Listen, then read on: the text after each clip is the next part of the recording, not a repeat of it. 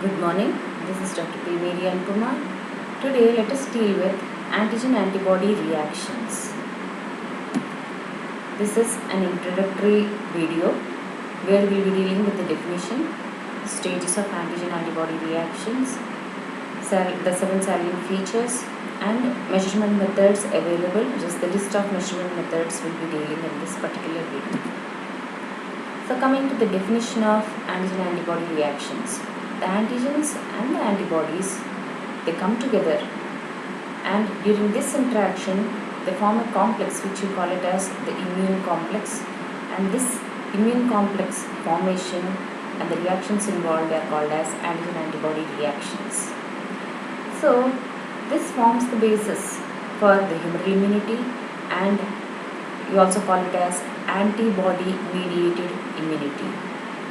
These reactions, they form the basis for detection of many infectious diseases, for detecting disease causing agents and so on and so forth. So here antigen, it combines with antibody and it is forming antigen antibody complex. Now stages of antigen antibody reactions, we have 3 stages: the primary stage, the secondary stage and the tertiary stage. Primary stage or the first stage, it involves formation of antigen antibody complex or this immune complex. So here you see that the two molecules, they are coming together. They are held by some non-covalent forces like the hydrogen bonding or the ionic bonding and even sometimes hydrophobic bonding, resulting in the formation of antigen antibody complex.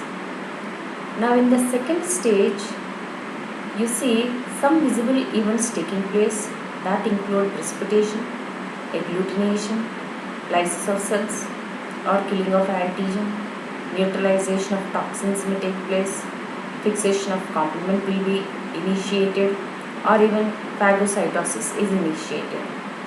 And the third stage or the tertiary stage, this includes total destruction of antigen or total neutralization of the antigen. Coming to the salient features of antigen-antibody reactions. The first feature is the formation of immune complex, where antigen, it combines with the homologous antibody, or the antibody combines with the homologous antigen to form antigen-antibody complex.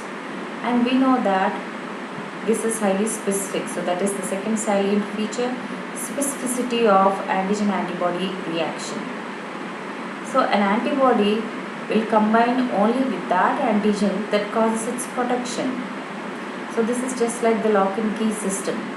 If antigen A is introduced, it will lead to the formation of antibody A, and that antibody will bind to that antigen.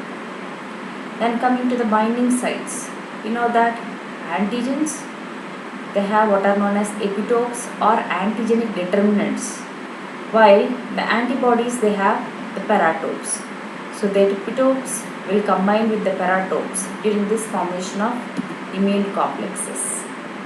Then coming to the binding forces involved in this antigen-antibody reactions. So here, before going to the binding forces, we have to see the 3 factors that contribute to it. The first one is the closeness between the antigen and antibody. They have to come together, they have to be very close, then only they will be forming this immune complex. Then coming to the intramolecular forces that are involved, we have several types of intramolecular forces that are involved, like you have these electrostatic forces, hydrogen bonding, hydrophobic bonding, van der Waals forces, and so on and so forth, that can lead to the formation of this immune complexes. Then even you have this affinity. So antibodies, they exhibit this specificity and hence the affinity. The antibodies, they bind strongly to the antigenic determinants, and if the binding is very strong, you call them as high affinity antibodies.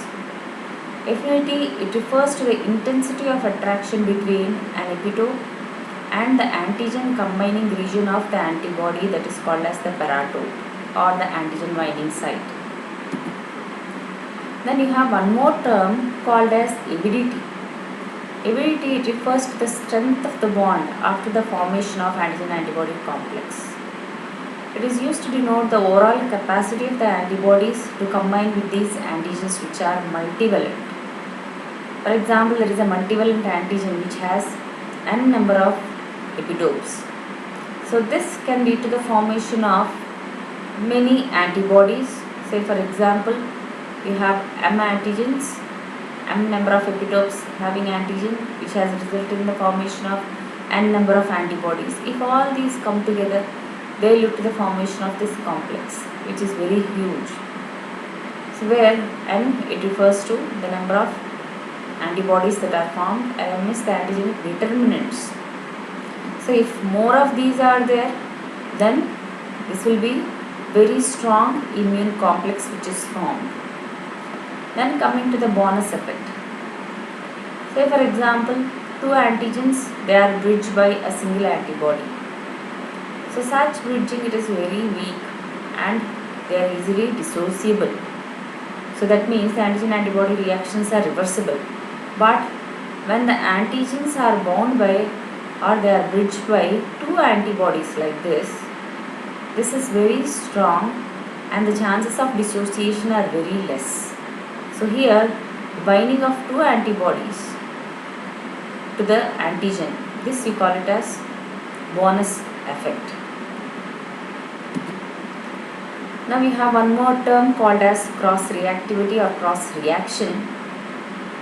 So for example, an antiserum is raised against an antigen of interest, and if it exhibiting reactivity with another type of antigen also, then you call it as cross reaction. That is the cross reaction of one antibody with the another antigen. So here the strength of antibody raised against its own antigen is strong generally, but during cross reactivity the strength with which they form, it is very less. Say for example, let us see here. This is the antigen A and this is antibody A which is raised against it. This is a very stable complex. The strength of bond between these two is less.